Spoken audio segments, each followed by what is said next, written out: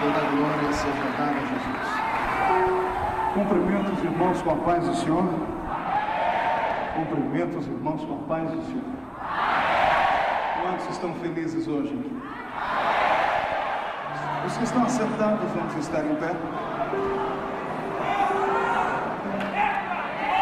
Jó, capítulo de número 7, versículo 4 e 5. Está escrito assim: ao deitar-me digo, quando me levantarei? Mas comprida é a noite, e farto-me de revolver-me na cama até a alva. A minha carne está vestida de vermes e de crostas terrosas, e a minha pele se encrosta e de novo supura. Os meus dias são mais velozes do que a lançadeira do tecelão, e se findam sem nenhuma esperança.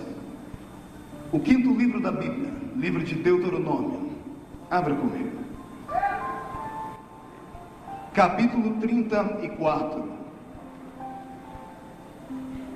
O verso 4 do capítulo 34 do livro de Deuteronômio está escrito assim: e disse-lhe o Senhor: esta é a terra que sob juramento prometi a Abraão, a Isaque e a Jacó, dizendo: à tua descendência a darei.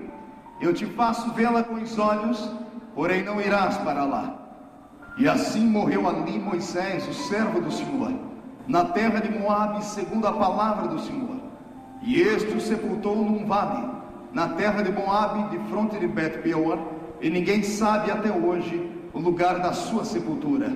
E tinha Moisés a idade de 120 anos quando morreu, e não se lhe escureceram os olhos, e nem se lhe abateu o vigor. E amém. Aleluia. Olhe para cá. Antes de se assentar, levante um dedo de profeta para cima comigo. Escolha alguém do seu lado e aponte o dedo para ele. E diga assim: é hoje, nessa madrugada, que o Senhor trará respostas àquelas perguntas que durante o ano inteiro você fez. Então não se acanhe, porque você vai chorar, vai gemer, vai gritar, e se não se segurar, vai voar nas asas da revelação. Entendeu isso?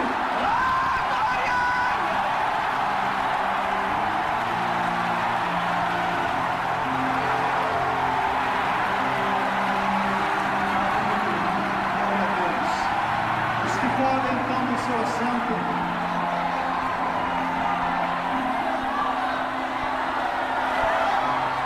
Glória ao nome do Senhor Jesus. A igreja está muito alegre nesse momento. Glória a Deus. Glória a Deus. Amém? Eu vou pedir agora que você se segure um pouquinho. Olhe para o seu irmão e faça assim para ele. Diga: só por alguns minutos. Vamos ouvir o que Deus tem para nos dizer através da palavra. O Senhor me deu uma palavra, eu não sei como é que você vai ouvi-la, não sei se você vai suportar ouvi-la, mas eu estou preparado para pregar. O tema da mensagem é esse: quando vem a decepção, o que é que você faz? Pergunte para o seu irmão: quando você se decepciona,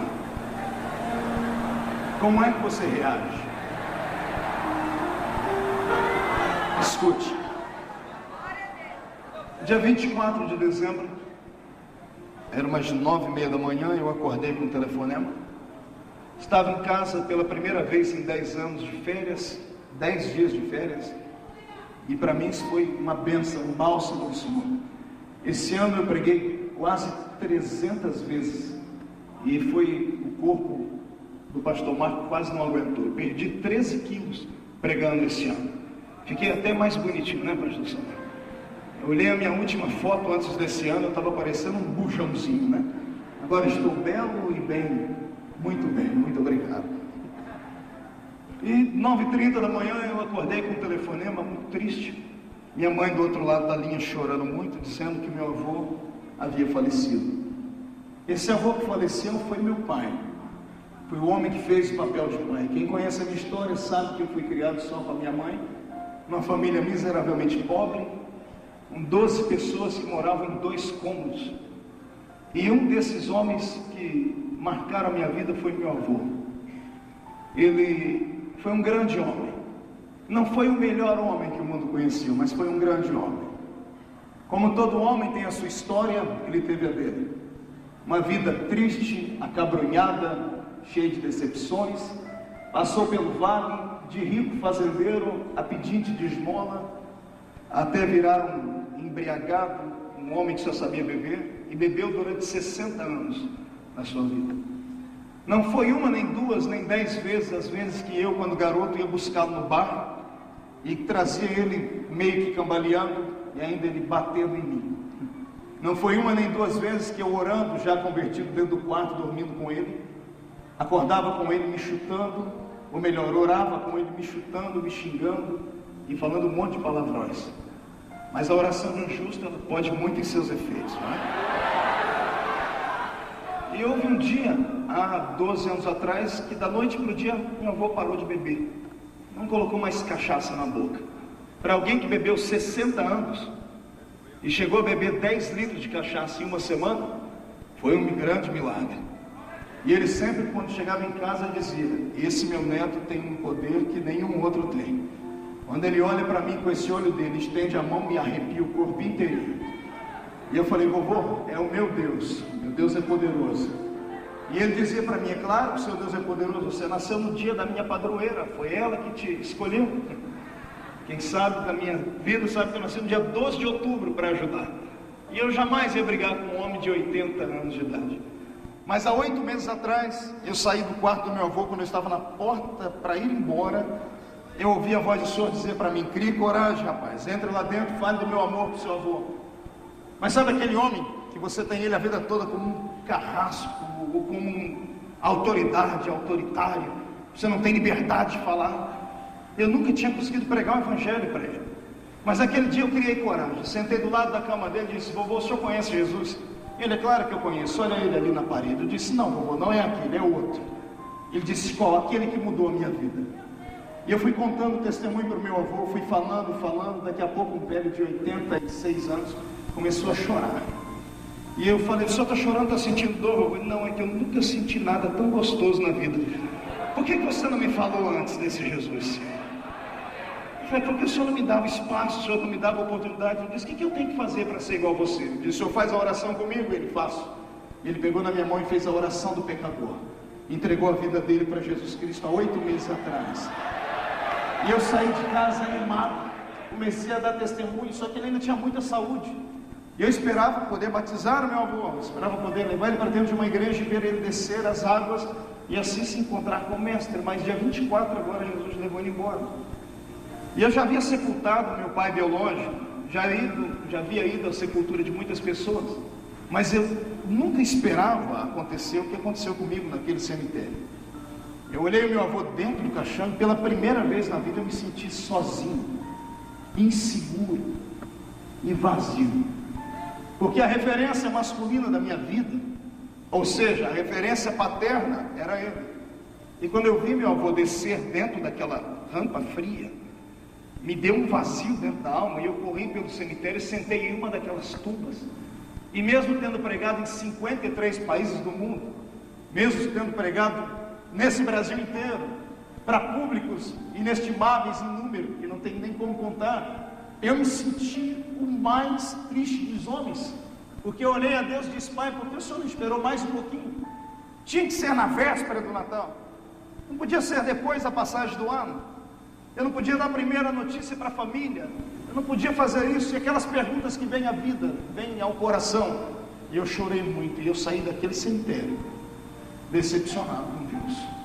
E eu passei uns 3 dias em casa, trancado dentro do quarto, falando com Deus e revendo a vida. Foi ali que nasceu essa mensagem. Se os mais belos hinos e poesias são escritos em tribulação, veremos aqui nessa madrugada. Eu sei que muitas pessoas que vieram a esta vigília não vieram aqui porque querem participar de um banquete apenas de pulo, grito e glória. A maioria das pessoas que perdem uma madrugada na sua vida para vir em uma igreja é porque precisam de uma resposta, precisam de ouvir a voz de Deus. Quando vem um profeta como o pastor Samuel se levantar e chamar alguém pelo nome, ou apontar o dedo para um ou para outro, o coração dos demais chacoalha dentro do peito, dá um frio na boca do estômago da gente. De Jesus, o que aquele irmão tem que eu não tenho? Porque ele é especial, o Senhor falou com ele e comigo, o Senhor não falou. E às vezes quando entramos numa vigília como essa, ao invés de sairmos mais alegres do que entramos, saímos frustrados e tristes. Pois hoje o Senhor me mandou aqui só para falar para todos aqueles que ainda não ouviram a voz profética. Deus nunca te abandonou, jamais vai te abandonar. E todas as decepções da sua vida Ele conhece, Ele carrega na palma da mão dele, Ele escuta, Ele trabalha, Ele tece histórias. Quem escreve o próximo capítulo da minha vida não é o diabo, não é o destino, é a boa mão de Deus. Da mesma forma com a sua vida. Eu não sei se você está orando nessa madrugada como orou Jó no capítulo 7, no verso 4 e 5, onde ele disse que a noite parece não ter fim, porque quando tudo desaba em cima da nossa cabeça, quando falta o chão debaixo dos nossos pés, quando a pessoa que nós mais amamos nos abandona, quando o nosso filho, a quem nós apostamos todas as fichas do futuro, estão doentes, quando falta ao nosso coração uma resposta, e quando Deus parece ter virado as costas para a gente, eu não sei você, mas eu me sinto um mero verme, um verme ser humano que, se pudesse ter escolhido, era melhor não ter nascido. Eu estou preparado para milagres, estou preparado para ouvir a voz de Deus, para saltar, para gritar, para falar em línguas, para profetizar, mas não estou preparado para me sentir sozinho, para saber que estou no meio de uma batalha, sendo alvejado, sendo caluniado, sendo espancado por pessoas que não entendem a minha vida, não entendem a minha história, não entendem a minha chamada. É nessa hora, quando a noite parece não ter fim, que eu olho para o céu e espero que lá de cima venha o socorro e a esperança para a minha vida. Fico imaginando como foi que há um ano atrás, um dia depois do dia de hoje, ou na noite de hoje, você no culto da sua igreja fazendo as promessas a Deus. Esse ano será assim, assado, dizendo a Deus, eu quero isso ou aquilo, prometendo a Deus, vou fazer assim e assim, sentando com a família dizendo, esse ano nós vamos conquistar isso, aquilo e aquilo outro, e entrando em campanhas, e indo em igrejas que só falam de motivação, e entrando em igrejas que te colocam acima dos anjos, pessoas que olham para você e dizem que você é melhor do que o melhor, do que o melhor que há, e ouviu promessas e palavras proféticas dizendo, este é o ano da vitória, é o ano da restituição, é o ano do resgate, é o ano disso, daquilo, e o ano está indo embora daqui a pouco, e você não recebeu nada. E toda a oferta que você deu, parece que Deus roubou para ele, só te iludiu e olhou para você e demonstrou a língua dizendo, está vendo como é que eu te engano? Parece que todos os pastores do mundo profetizaram mentira para você, e você não vê a hora de terminar aqui, porque disse a Deus, eu vou nessa vigília, é o último culto que eu vou na minha vida, porque eu estou decepcionado. Eu acho que na madrugada da passagem de ano eu vou sacrificar Iemanjá, porque o filho do diabo que mora na minha frente, que é servo do cão, melhorou de vida, comprou um carro, comprou uma casa, tudo na vida dele foi bom, e eu como crente não recebi nada. Pois bem, Deus te trouxe aqui para dizer, não é para sacrificar nada a Iemanjá, porque ela não tem nada para te dar. Ele só não te deu o que você queria porque não chegou o tempo, vai chegar. A hora que chegar ele vai lhe dar. Deus te trouxe hoje esta vigília para ver se você tem coragem de dar um grito de glória, mesmo sabendo que o coração está apertado.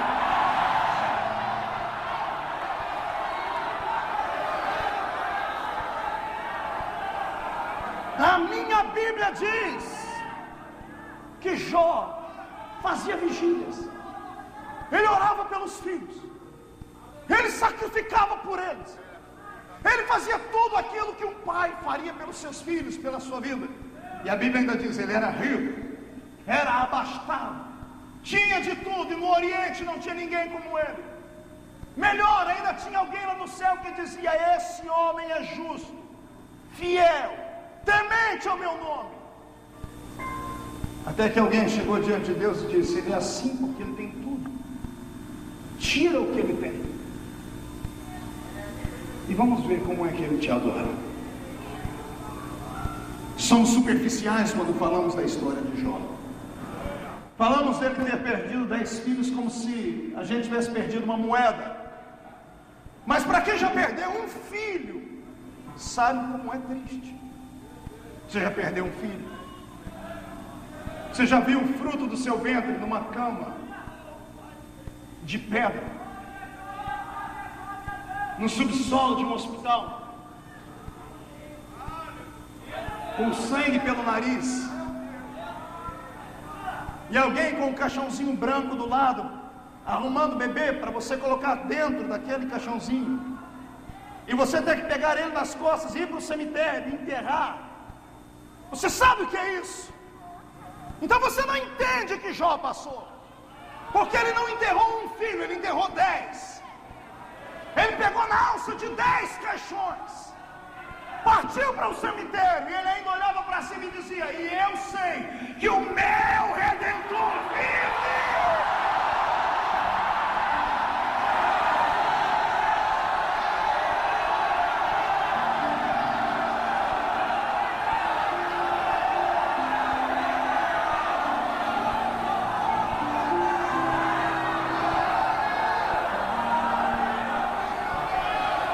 Você acha que ele não estava decepcionado? Porque depois de enterrar os 10 filhos, perder tudo que tinha, quando a mulher vai embora, quando todo mundo desaparece da vida dele, quando ele olha para a esquerda, ele olha para a direita, vê que não tem ninguém, ele, decepcionado com Deus, ele diz: eu queria que um dia que eu nasci fosse riscado do calendário. Sabe o que eu vejo lá no céu alguém fazendo? Deus com um nó na garganta, porque Deus é pai. Nenhum pai suporta ver o filho sofrer. Deus não é sádico. Deus não se alimenta das suas lágrimas de tristeza. Não pense que Deus fica encantado e faz festa quando te vê na madrugada sozinho no canto do seu quarto chorando, pedindo comida para os seus filhos, pedindo livramento porque o bandido, desgraçado, filho de Satanás que mora no mesmo bairro, ameaçou ele de morte, e a senhora está no ciclo de oração. Não pense que Deus bate palmas e os anjos cantam quando te vê você imolado, machucado, cheio de feridas no corpo. Não, Deus não. Deus sente as suas dores. Pastor, se ele sente, por que é que ele não interfere? Ele não interfere porque você está em prova, e ele só prova aquele que ele vai aprovar lá na frente. Está entendendo?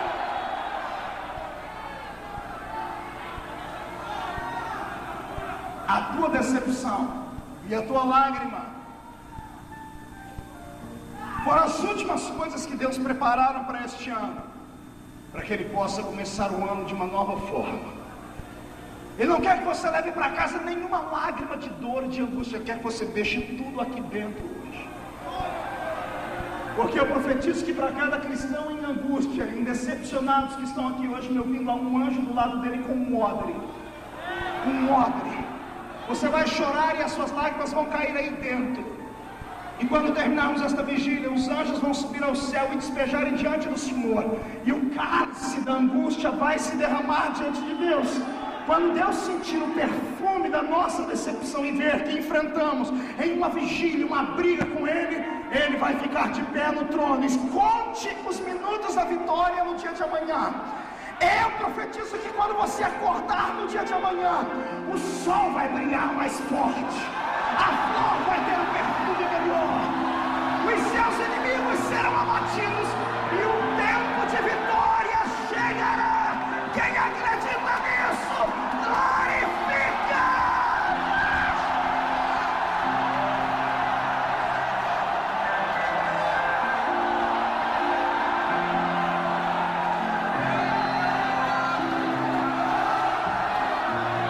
Jó,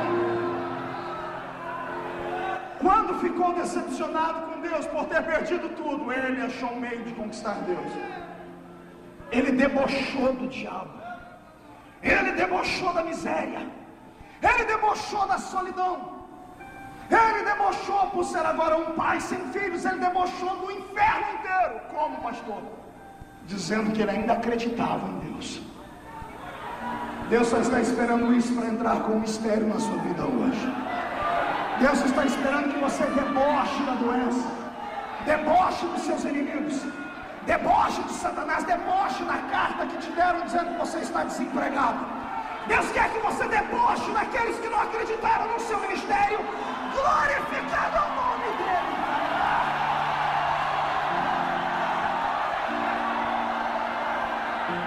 Mão direita para cima. Coloque a mão no ombro do irmão que está do seu lado, por favor. Agarre o ombro dele com carinho e respeito. Chacoalhe ele até ele ficar irritado. Vai no ouvido dele e diga: quer vitória? Deboche. Deboche do diabo. Mas deboche agora.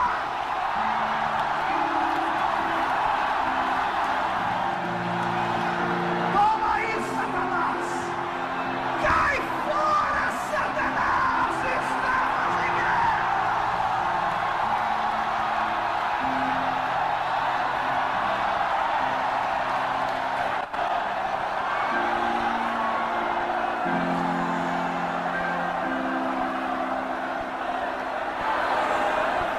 Segure. Pastor, sim. A minha situação é diferente de Jó. Eu não perdi riqueza, filhos nem mulher. O que foi que você perdeu? Eu perdi a liberdade. Eu estou cativo. Cativo pela minha consciência. Estou cativo pela culpa. Estou cativo pelos homens que me prenderam em um lugar onde eu não queria estar. Estou abandonado. E eu não ouço a voz de Deus tem mais de 2 anos. Tem um homem na Bíblia que ficou cativo tanto tempo quanto você. José era o nome dele. 2 anos dentro de um calabouço. 2 anos dentro de onde? Pergunte para o irmão do seu lado se ele sabe o que é um calabouço.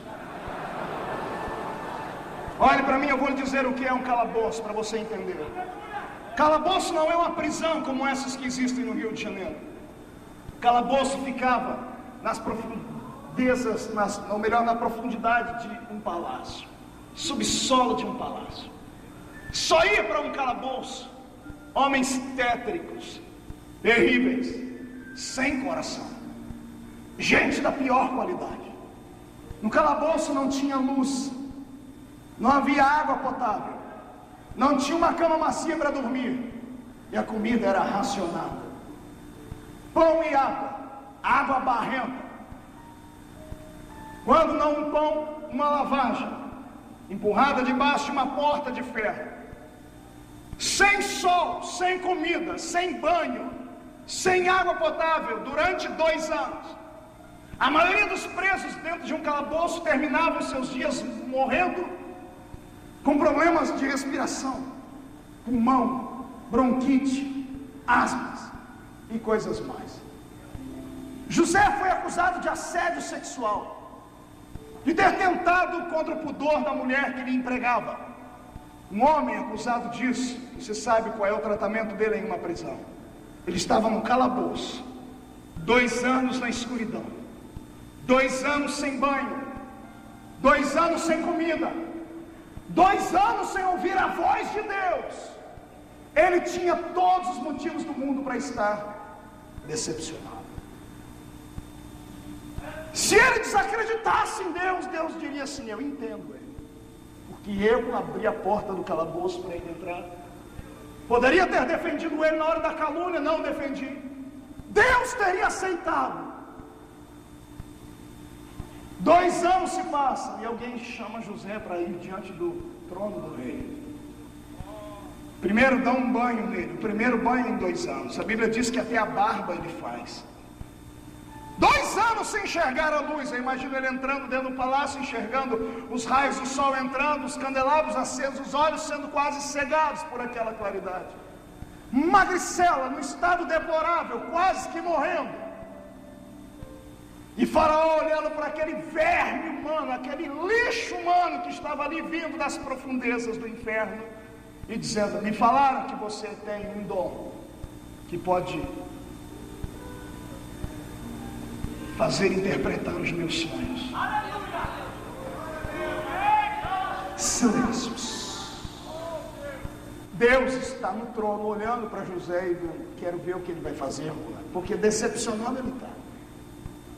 José poderia ter olhado para aquele faraó e dito assim: eu não sei do que o senhor está falando, meus dias na terra estão terminando, eu quero voltar para o calabouço e morrer em paz.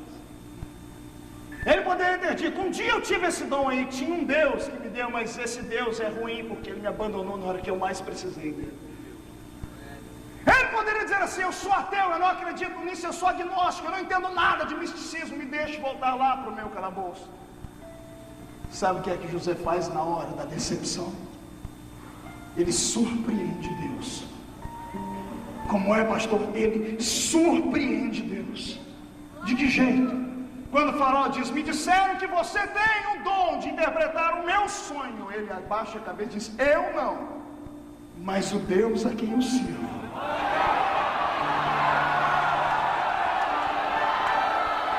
O Deus a quem eu fielmente sirvo pode interpretar os teus sonhos, faraó. Lá em cima do céu, eu imagino Deus ficando de pé no trono e gritando: esse é o homem que vai governar a terra agora. 2 anos no calabouço, acordou de manhã dentro de uma prisão, vai dormir hoje numa cama macia dentro do palácio. Acordou como bandido, vai dormir como primeiro-ministro da fazenda da terra.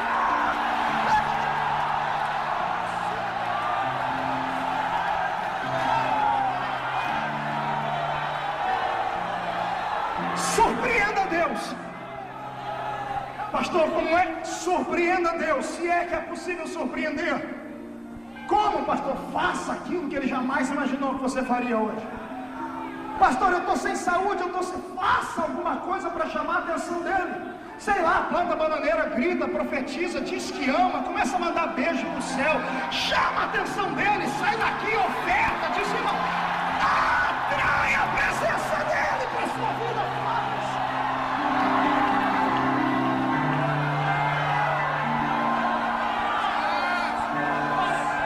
Surpreenda Deus, Marcos. Surpreenda Deus. A maioria das reuniões onde prego por misericórdia divina, uma multidão acaba fluindo. E eu, sinceramente, não sei por que as pessoas vêm me ouvir, porque eu sou um pregador muito limitado. Eu sou um contador de histórias. É verdade. Quem já ouviu minhas mensagens sabe que eu não passo de um contador de histórias. Mas é o Brasil inteiro e o mundo afora onde nós vamos, uma multidão de pessoas acabam reunindo. E sempre há uma indagação na cabeça dos que estão aqui, mas os que estão aqui, a indagação é 5 vezes maior. Porque os que estão aqui, quando olham para mim, me veem como um espelho, dizendo assim: se ele chegou, eu posso chegar. E a maioria dos que estão aqui diz assim: como é que ele chegou aqui? Tão pouco. As pessoas querem saber qual é o meu segredo. Eu vou tentar revelar para você hoje. Pastor, o senhor ora 30 horas por dia? Não. O senhor jejua 50 dias a cada 3 meses? Não.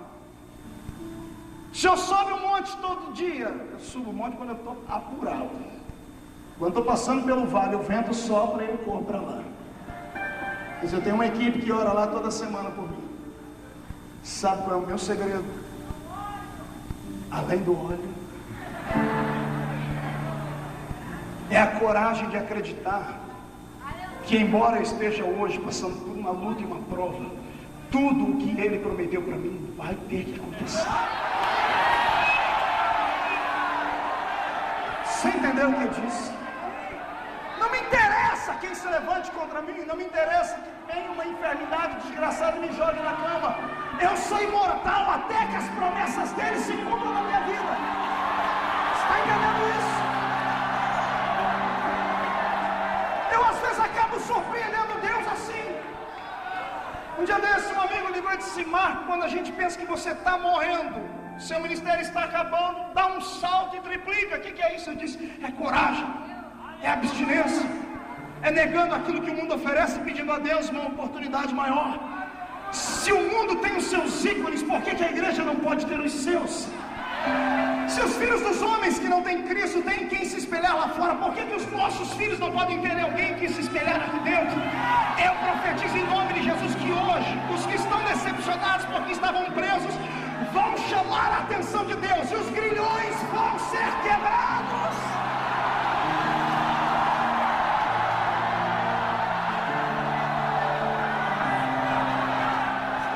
Escute.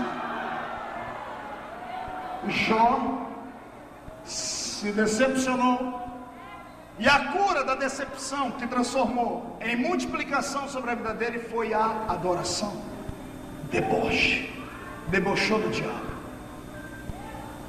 José superou a decepção, saiu do calabouço e foi sentar no trono, porque ele surpreendeu Deus. Vá aprendendo as lições, uma delas vai te servir hoje. Tem uma decepção que essa é triste, essa é dura de enfrentar. É quando você faz o bem para uma pessoa e a pessoa se esquece.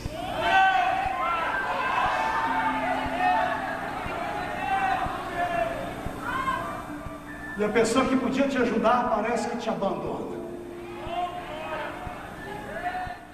Você abre a porta da casa para a pessoa e dias depois parece que ela te esquece. O que tem de gente decepcionada porque já fez coisas para Deus e parece que Deus se esqueceu dele.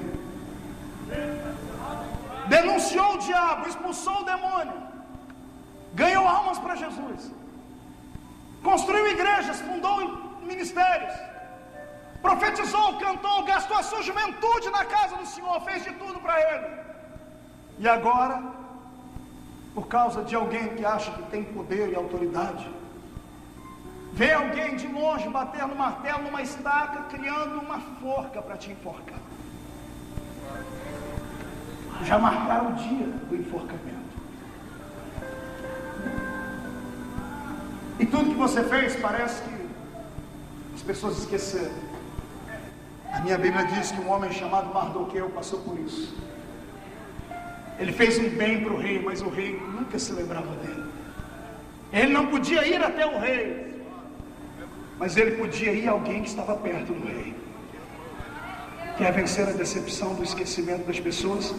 Se não dá para ir até o rei, chega perto de alguém que tem intimidade com o rei. Pede para alguém interceder, e quando essas pessoas começarem a orar e jejuar, pode ser que aconteça com você o que aconteceu com Mardoqueu. A minha Bíblia diz que um dia o rei perdeu o sono, passou uma vigília acordado, e como ele não tinha o que fazer, chamou alguém e disse: tem algum livro que eu possa ler? E alguém traz um livro das crônicas reais, tudo que as pessoas haviam feito pelo rei. Lá ele encontra o nome de um rapaz, Mardoqueu. Mardoqueu livrou o rei de uma conspiração de morte. Ele leu um monte de história bonita, mas só essa ficou na memória do rei. E o rei acordou de manhãzinha, chamou um cidadão que entrando bem dentro da casa dele, disse assim: olha, tem um rapaz com esse nome, vocês conhecem ele? A notícia chega no ouvido da rainha, que era a mulher a quem o rei amava. E a rainha se apresenta diante do rei e diz assim: esse homem é meu tio, foi ele que fez o bem para o senhor. Fez o bem? Onde é que ele anda? Ele falou: ele anda ameaçado de morte, porque alguém está fazendo uma forca para enforcá-lo lá. O coração do rei só deu uma titubeada, disse assim: como é? Alguém quer enforcar alguém que me livrou da morte? Espere, você vai ver o que eu vou fazer com a pessoa. O cidadão que está construindo a forca ali, por inveja, entra dentro do palácio do rei. Quando ele entra, o rei para e diz assim: meu amigo, vem cá, o que é que eu deveria fazer por alguém que só me faz o bem? Por alguém que conseguiu me livrar da morte? Por alguém em quem eu deposito confiança? O cidadão pensou que era com ele e disse: olha aí, para uma pessoa assim, se eu fosse o senhor, eu não sou, mas se eu fosse o senhor, porque ele pensou que era para ele, eu pegaria a sua coroa e colocaria na cabeça dele. Eu colocaria ele em cima do meu melhor cavalo, e pegaria uma pessoa qualquer, mandaria segurar aqui no cavalo, no cabeça do cavalo, andaria na cidade inteira e dizia assim: o rei faz assim, olha, com quem ele ama e a quem ele é agradecido.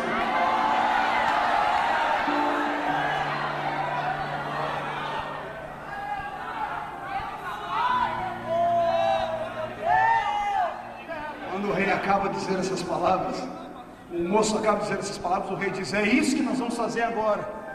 O coração do homem se enche de alegria, diz assim, ele já vai tirando o chapéu dele para o rei colocar a coroa e diz assim: rei, vamos começar agora, vamos.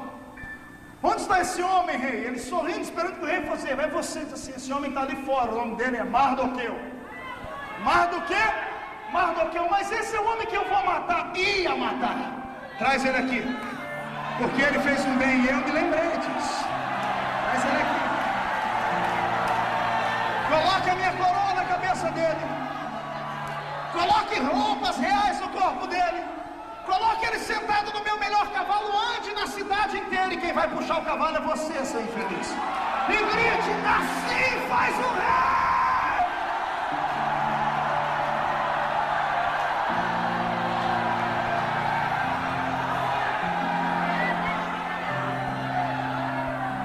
Você já estaria feliz e contente se Deus fizesse isso com seu inimigo? Mas Deus não vai fazer isso, Deus vai fazer muito mais. Depois que ele ter que andar com você pela cidade inteira, gritando, dizendo assim: Deus abençoa esse homem, Deus abençoa essa mulher, a forca que o infeliz fez para você, ele será enforcado nela. O meu pai, antes de morrer, disse uma frase para mim: quem pode manda e quem tem juízo obedece. Eu, como profeta, posso e vou mandar. Se você tem juízo, levante as mãos para me obedecer. Eu profetizo que a decepção que veio sobre a sua vida, porque os homens se esqueceram de tudo que você fez, e parece até que Deus se esqueceu de tudo que você fez, o Senhor manda dizer que está terminando hoje, porque o rei está se lembrando. Hoje ele entra com providência, os seus inimigos serão enforcados.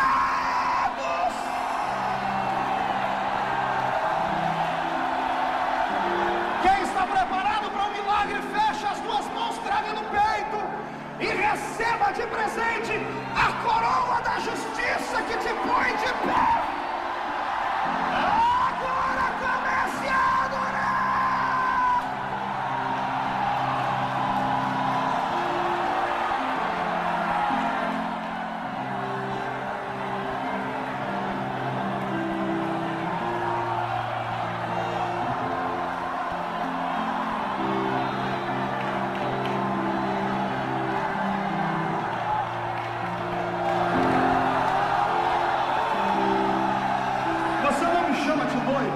Promete não me chamar de louco? Quem promete não me chamar de louco? Promete? Porque eu estou ouvindo barulho de carruagens reais.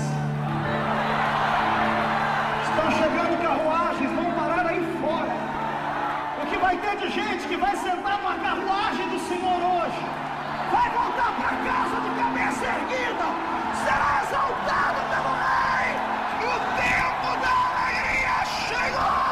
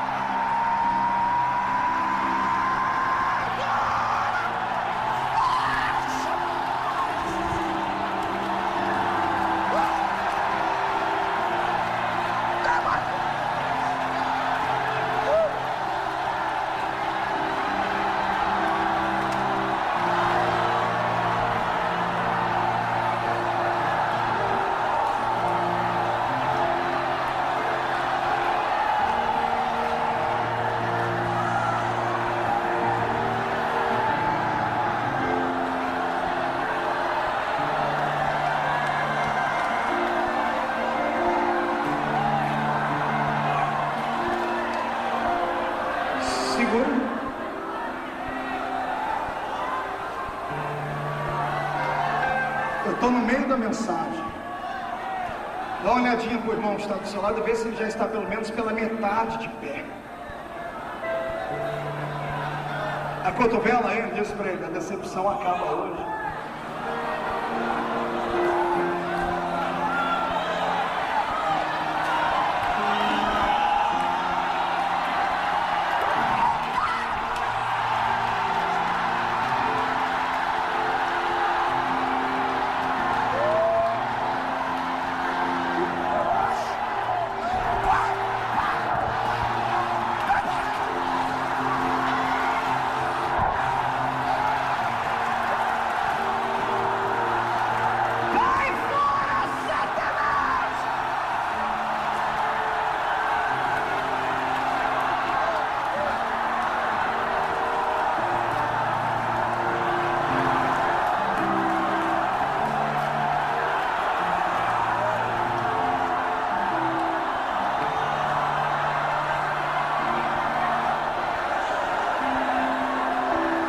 por ele.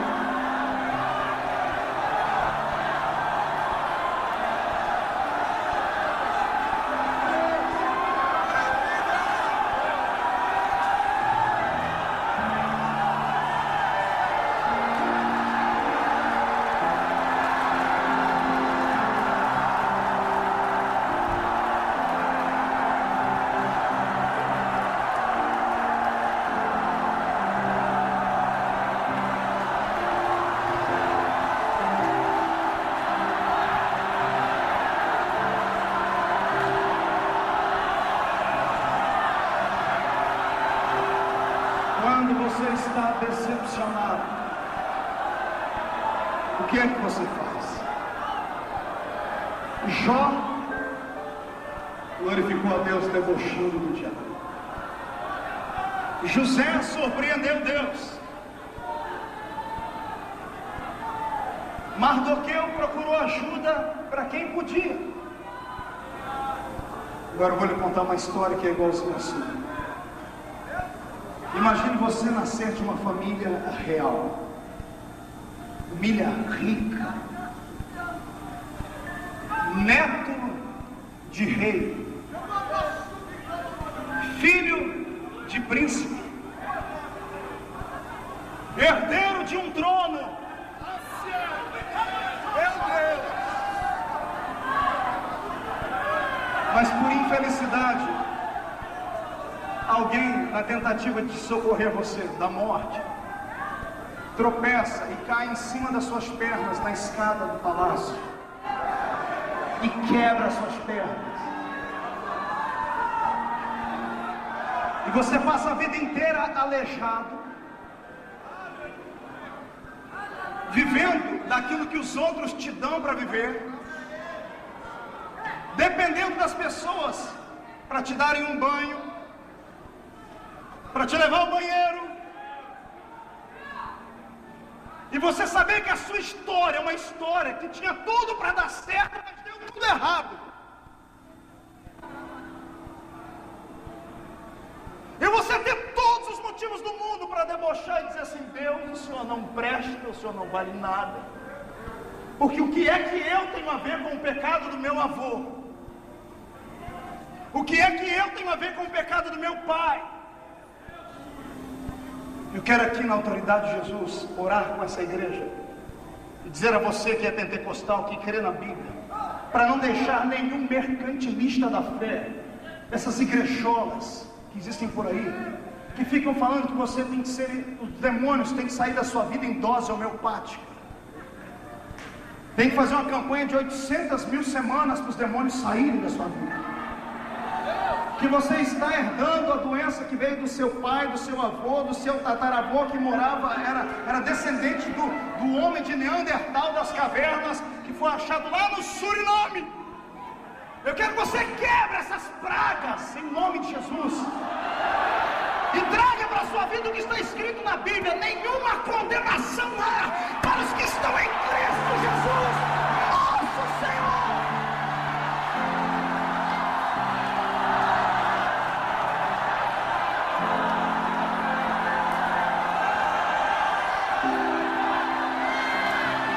O seu avô pecou, problema dele.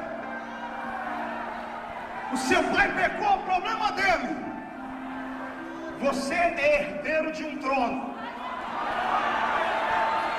Não perca a fé, porque mais cedo ou mais tarde volta para você tudo que te pertence.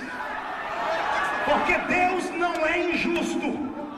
Ouviu essa palavra? Deus não é injusto. Repita comigo: Deus não é injusto. Não, mais alto para o diabo ouvir. 1, 2, 3. Então, se Deus não é injusto, tudo que é seu voltará para a sua vida.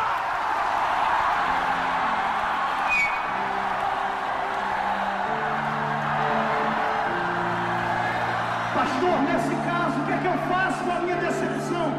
Coloca a decepção num canto da sua alma e aprenda a esperar pacientemente. Não dê um passo fora da vontade de Deus. Não murmure contra Ele, aguarde, espere. Se você acredita que você é descendente de rei, fique tranquilo, o cetro vai vir para sua mão. Você crê nisso?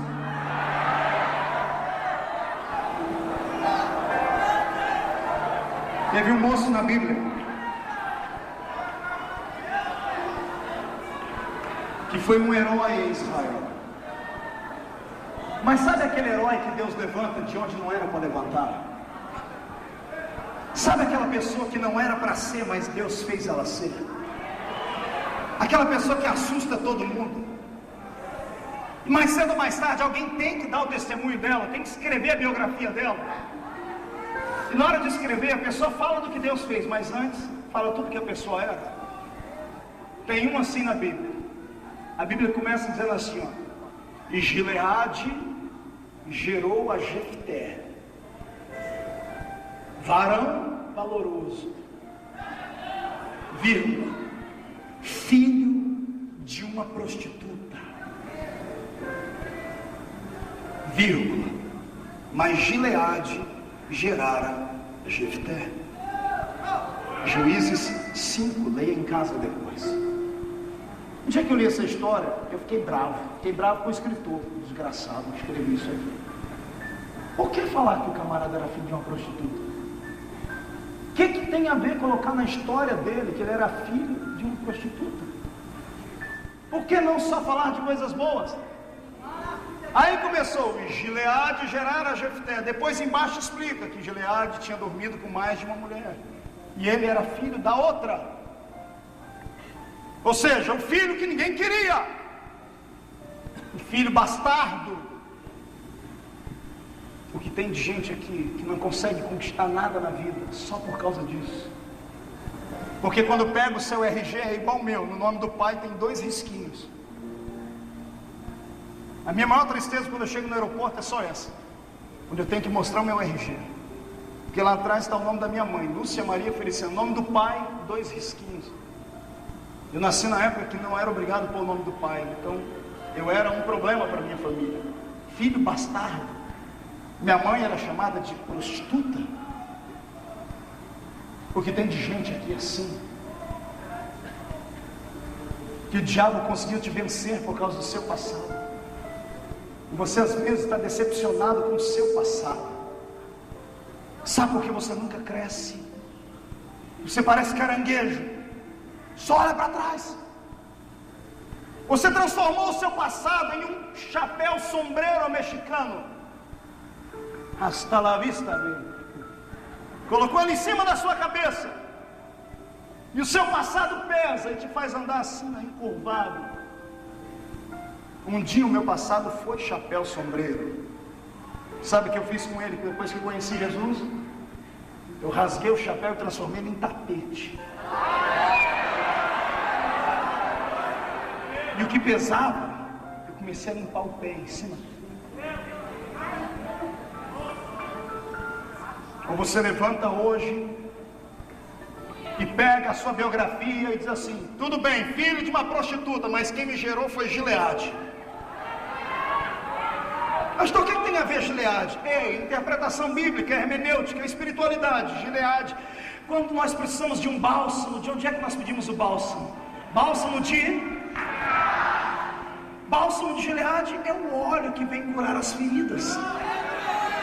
Reescreva a sua história. Gileade gerara Jefté. A unção, o óleo gerou Jefté. Não interessa como foi, você foi gerado pelo óleo de Deus. Você não foi gerado por Deus na igreja agora, 2 anos, quando você aceitou Jesus. Você não caiu na igreja de paraquedas. Você foi escolhido no ventre da sua mãe. Você foi gerado pelo mestre.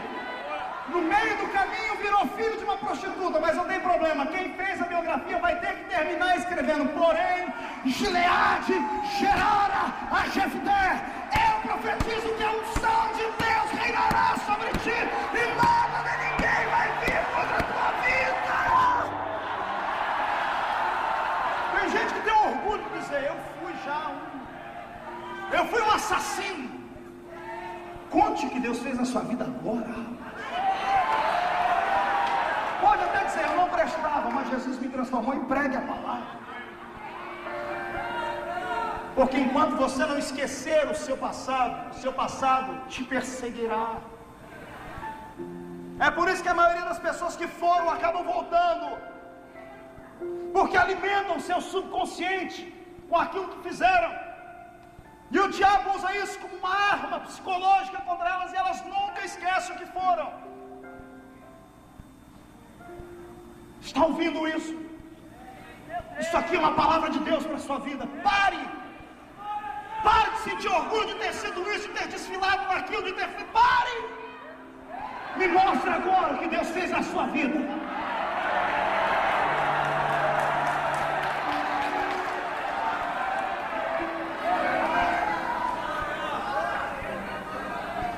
A Bíblia diz uma vez que ele era filho de prostituta, mas que ele era filho de Gileade umas 10 vezes no mesmo capítulo.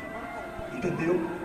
Olha para o irmão do lado e diz: não me interessa o seu passado, mas o seu futuro eu estou interessado nele. Meça o rosto da pessoa, meça como se fosse tirar uma foto dela. Fale para ela: deixa eu te olhar direito. Vai, dá do outro lado, vai, diga, deixa eu te ver direito.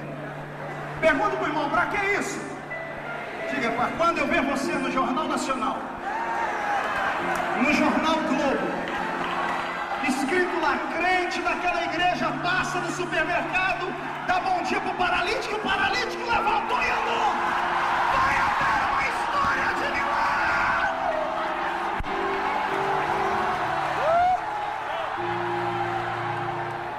Porque a unção que te gerou vai te levantar no tempo certo.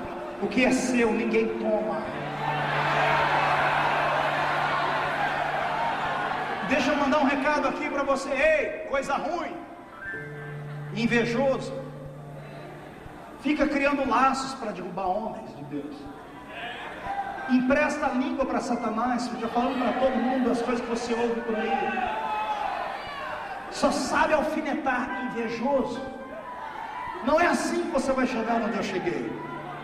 Aliás, se continuar assim, você nunca vai chegar a lugar nenhum. Vai ser sempre repórter de Satanás.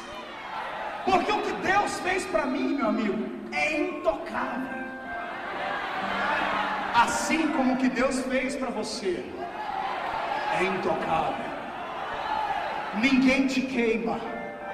Não tem homem nessa terra que te queime. Não tem demônio no inferno que te queime. Só Deus pode lhe queimar. E a única forma que Deus vai lhe queimar é lhe encher de gozo nessa noite e fazer você sair daqui brilhando com a glória dele.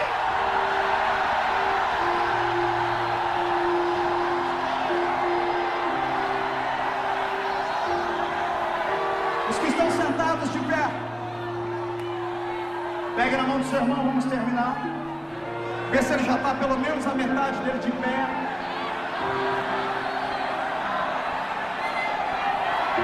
Olhe para ele e diga assim: agora ou você voa ou você morre. Olhe para cá. Deuteronômio capítulo 34. Um dos capítulos mais tristes da Bíblia. Um homem que lutou 80 anos por um sonho. E o sonho dele era nobre. O sonho dele, pastor, não era ficar rico, não era ficar milionário nem ser famoso. O sonho dele era ver a nação dele livre. Sonho nobre. Poucos homens sonharam com isso. Jesus, José, Tiradentes, George Washington, Che Guevara. Sonhos nobres de ver o seu povo livre. Esse homem está nessa escala. Talvez tenha sido ele, cantora. Como foi lindo te ouvir cantar aqui. Tenha dado pontapé inicial nessa história de sonhar com coisas belas. Ele sonhava em ver o povo dele livre. E ele lutou 80 anos por isso. Quantos anos? 80. Pergunta para o seu irmão: há quanto tempo ele está lutando pelo sonho dele? Rapidinho, já desanimou?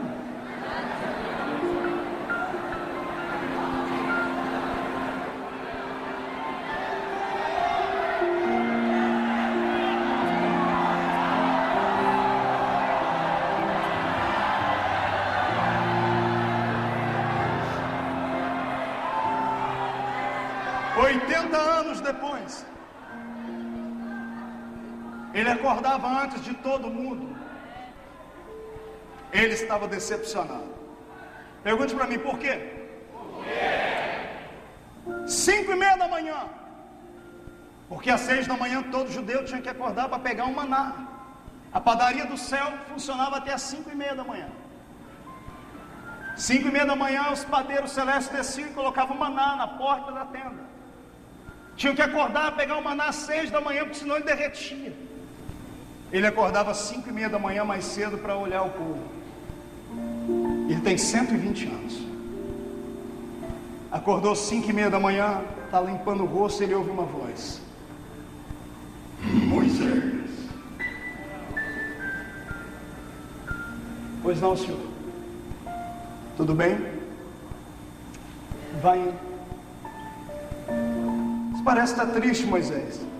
É impressão sua. Eu estou assim há 80 anos. Sobe aqui para a gente conversar.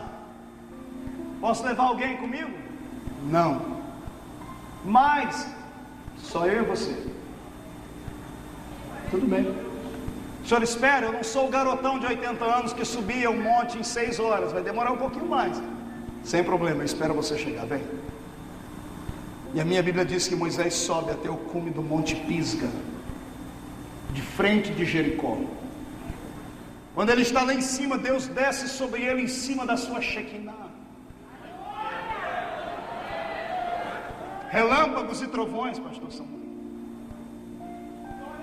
E eu imagino um diálogo entre Deus e ele. Você tem, Moisés? Senhor, a gente é amigo, não é? Não tive nenhum amigo como você. Está escrito na Bíblia isso. Na lápide de Moisés foi escrito: e não houve homem como Moisés, com quem Deus falasse face a face, como quem fala a um amigo. E amigo tem liberdade. Senhor, estou desanimado, decepcionado. Por quê, filho? Porque eu falei para todo mundo que eles iam entrar na terra. E faz 80 anos que eu luto pela terra e nunca chego lá. Eu errei o caminho. Eram 40 dias a pé. Virou 40 anos. Faz 80 anos que eu estou nessa peleja. 40 só nesse deserto. Pai, eu vou morrer e não vou ver a terra. E Deus olha para ele e diz: tem uma surpresa para você hoje. Que surpresa? Levanta os olhos e olhe para frente. O que é que você vê? Eu imagino só nuvens daqui de cima, pai. Ô Moisés, desculpa, deixa eu tirar as nuvens daí.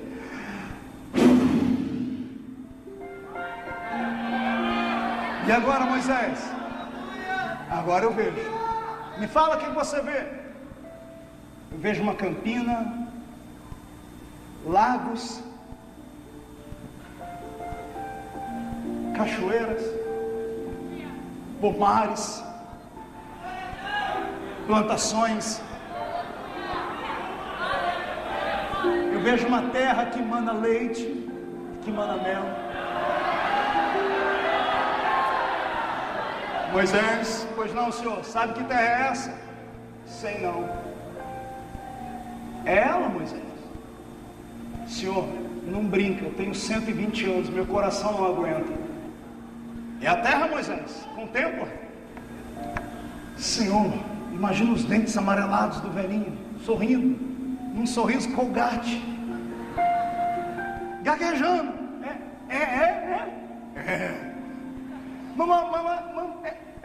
É ela, Moisés. Eu prometi a Abraão, Isaac e Jacó é a terra. Senhor, me dá licença, posso descer, eu vou preparar o povo. Calma, Moisés, para que a pressa?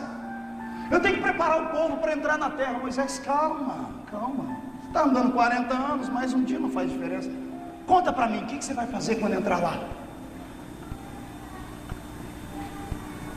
Senhor, como não tem ninguém me vendo, eu acho que eu mereço escolher um pedacinho bom da terra. Eu quero escolher aquela campina, fazer uma casa, uma cadeira de balanço. Vou passar o resto dos meus dias pescando naquele rio, vendo os meus netos, os meus filhos crescerem na terra e curtindo, Senhor, aquilo que os velhinhos curtem no fim da idade. O que, Moisés? Artrite, artrose, osteoporose, reumatismo, cataratas. Posso descer, Senhor?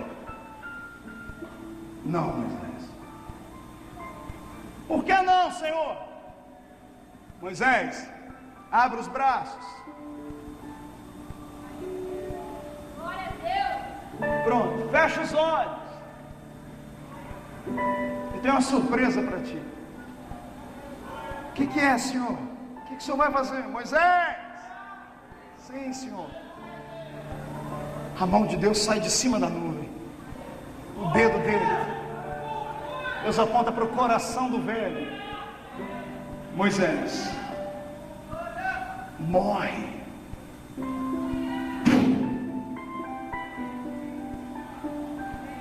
Não deu tempo nem de abrir o olho. E a minha Bíblia diz: e morreu Moisés, com a idade de 120 anos, e não entrou na terra. Aperte a mão do seu irmão para ver se ele está acordado. Diga para ele: você acha justo isso? Você acha justo isso, pastor Samuel? Ah, desculpe, aí vai vir os crentes santarrões de plantão. Quem mandou ele bater na pedra? Vá catar coquinho, infeliz. Mas as pequeninas coisas nos impedirão de chegar lá. Ah, Jesus, se for assim, ninguém entra lá, meu irmão. A salvação não é por obras, não é pelo que você faz, é pelo que Ele fez.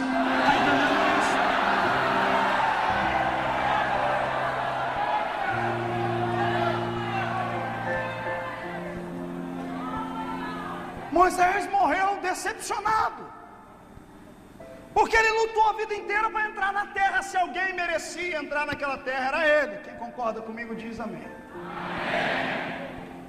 Mas ele não entrou. E aí? Você vai jogar pedra em Deus? Vai falar que Deus é injusto? Você está preparado para Deus não te dar aquilo que você quer?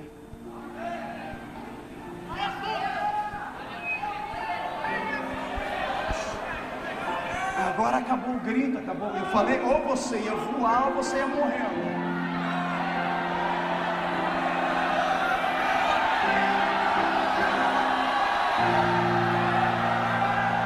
Ei,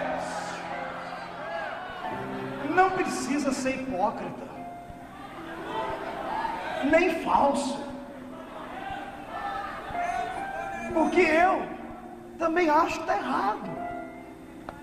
E por isso eu briguei com Deus. Alguém tem que brigar com Ele, às vezes, para Ele revelar algumas coisas para a gente.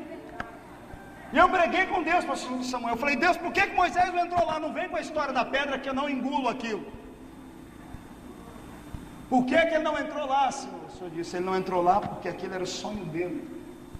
O homem sonha, mas tem que me dar o direito de sonhar também. O meu sonho, me disse o Senhor, é maior e melhor do que o do homem. Eu falei: eu não entendi. O Senhor disse: Moisés queria entrar onde? Eu disse: na terra prometida daqui da terra. O Senhor disse: eu queria que ele entrasse na terra prometida aqui do céu.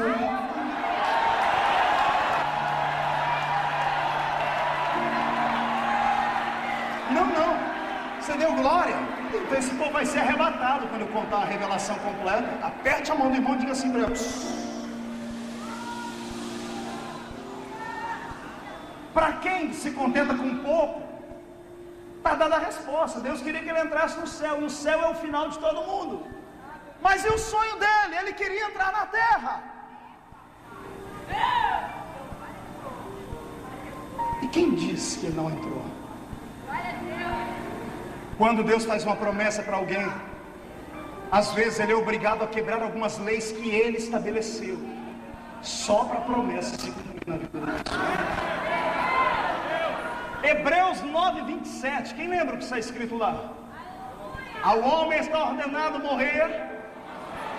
Vindo depois disto, ao homem está ordenado. Vindo depois disto, Moisés morreu. Tinha que aguardar o quê? Eu fui ler a Bíblia e o Senhor falou para mim: quanto tempo Moisés ficou morto, Marco? Aí eu fiquei doido. Eu tive que ler a Bíblia 18 vezes, capa a capa, para entender que Moisés não ficou nem 5 minutos morto. Agora eu brigo com os doutores da lei de plantão. Agora eu posso, sou doutor em divindades, terminei meu curso nos Estados Unidos, tem 6 meses, agora eu posso. Moisés não ficou nem 5 minutos morto. Antes que o corpo dele caísse na terra, quando ele abriu o olho para dizer: Deus, eu estou decepcionado, ele estava diante do trono de Deus. E Deus, com um sorriso, é uma chips, e os braços abertos dizendo para ele: bem-vindo ao céu, Moisés. Bem-vindo à terra que mana leite e mel para si.